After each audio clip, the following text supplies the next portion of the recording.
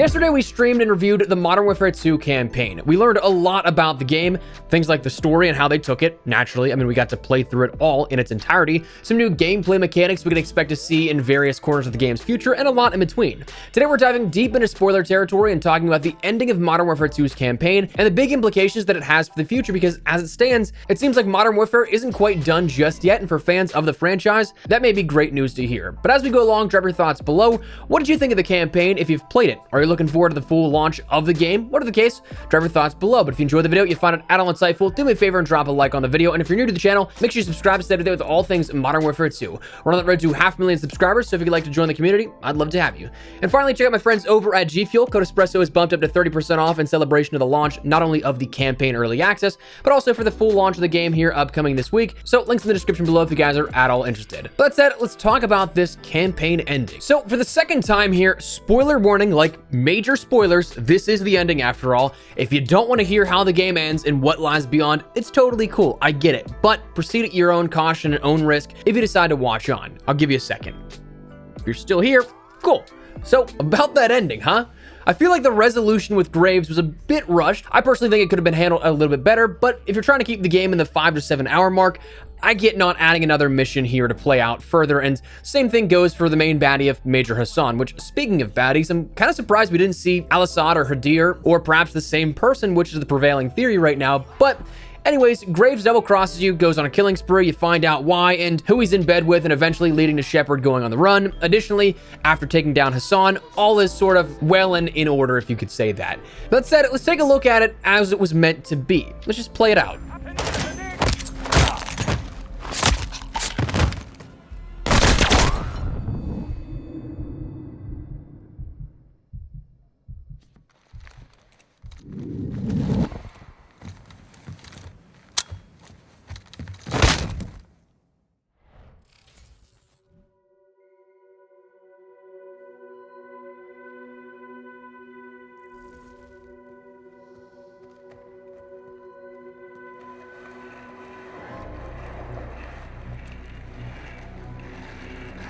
I told you your nation would see fire.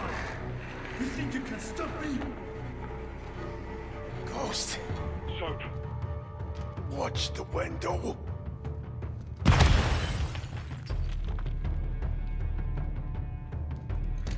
We're not attacking. We are invading.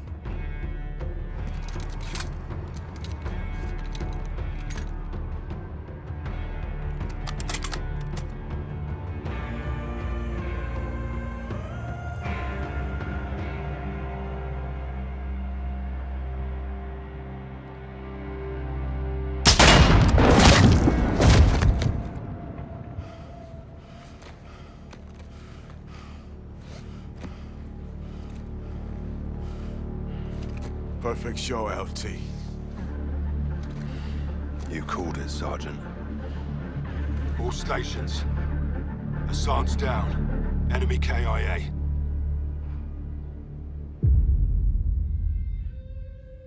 Officials are saying a power surge is to blame for an explosion over downtown Chicago last night, due to severe winds leaving thousands of residents in the dark. Electricity is expected to be restored by this evening. In other news, CIA shit. Creative writing. I'll never tell. AQ. Iran. Cartels, Russians. Shepard. Shadow. They got past us. We'll have a head start. It's cutting the heads off snakes.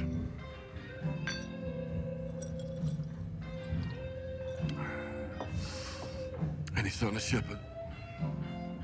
Totally off the grid. No, we'll find him. Now we've got bigger fish. I've done some digging on the Russians. Well, that's a dirty job. Ultra-nationalists ambushed that convoy, John. Okay, this is over. No, it's not. They're working with someone new.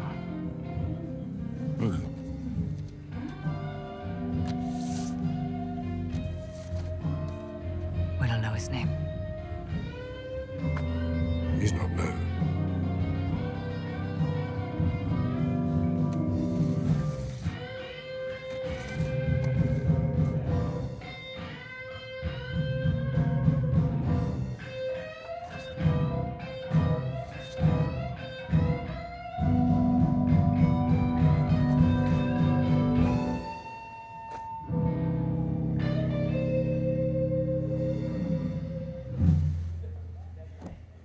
Who is he?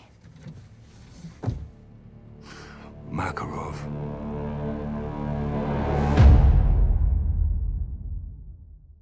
So let me tell you the absolute whoop that I let out whenever that line played. Makarov. One simple name and it had me going wild. So that hunch that we had there at the beginning with some teasers in regards to Makarov back with the introduction of Season 5, we saw that Khaled al-Assad bundle, right? That was described in the official blog post that mentioned that al-Assad was only second in command to none other than Vladimir Makarov himself. So yeah, he's coming to Modern Warfare at some point in some way, and I love that. There's so much they can do narratively with Makarov, but here's the thing. That's not even the only mention of what's upcoming. If you stayed past the final cutscene, you got to the credits, but there was a mid-credit cutscene that definitely was worth watching. And if you haven't seen that one, check it out. Дамы и господа, наш самолет завершил набор высоты. Вы можете расстегнуть ремни. Сейчас вам будет подан обед. Горячий вы можете выбрать в меню. Beef, chicken, or fish, gentlemen? Salads, please.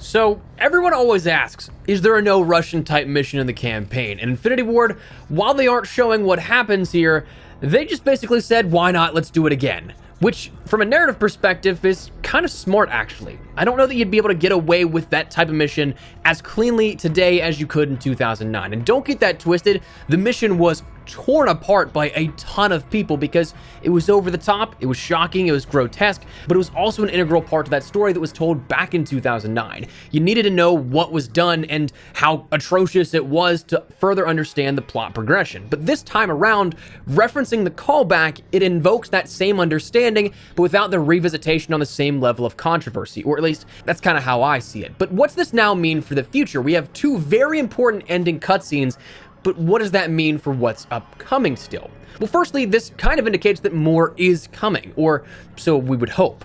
Previously, it was reported that Modern Warfare 2 would be the wrap-up of the rebooted saga here, and that Infinity Ward didn't have any plans for another Modern Warfare title beyond that. That the Microsoft acquisition was kind of the question mark that left everything up in the air, but it sure seems like they have more on their minds now, because to me, that would be the ultimate disservice to name drop that big baddie, that big event that is a callback reference to in the Modern Warfare universe in that classic trilogy, and then to do nothing with it.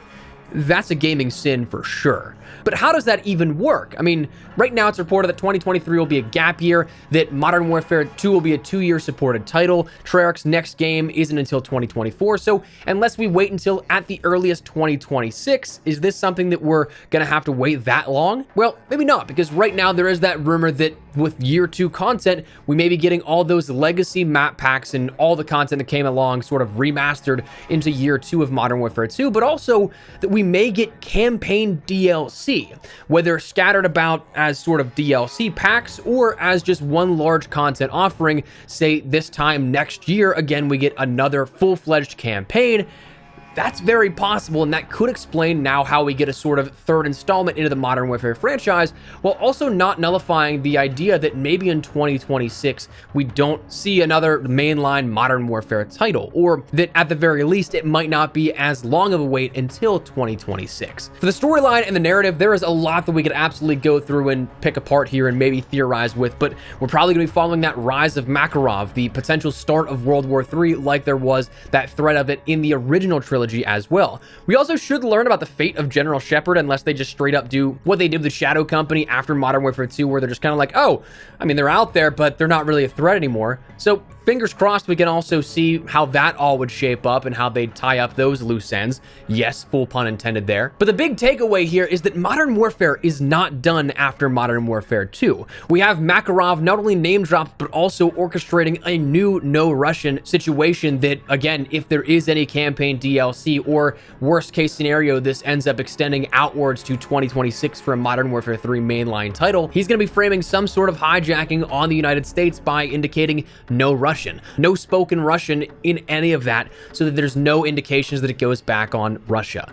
So there's a lot upcoming here and a lot of cool stuff we may see in the maybe further horizon, that future out there. Right now, of course, we have a lot in the immediate future, but there's definitely more, which I'm excited about. But that said, that is the campaign ending and how everything wraps up within Modern Warfare 2 and what it may lead to beyond. So that said, drop your thoughts down below. Are you guys looking forward to Makarov returning here within the Modern Warfare franchise? I know that I absolutely am. To me, he is the villain of Call of Duty, so I'm looking forward to it. But drop your thoughts below. If you enjoyed the video, you found it at all insightful, do me a favor and drop a like on the video. And if you're new to the channel, make sure you subscribe so you don't miss a single thing regarding all things Modern Warfare 2. We've got so much upcoming. Seriously, we got another video going live today. We got multiple going live later this weekend. And of course, leading up to the launch here next week of Modern Warfare 2, this time next week, we'll be playing a brand new game.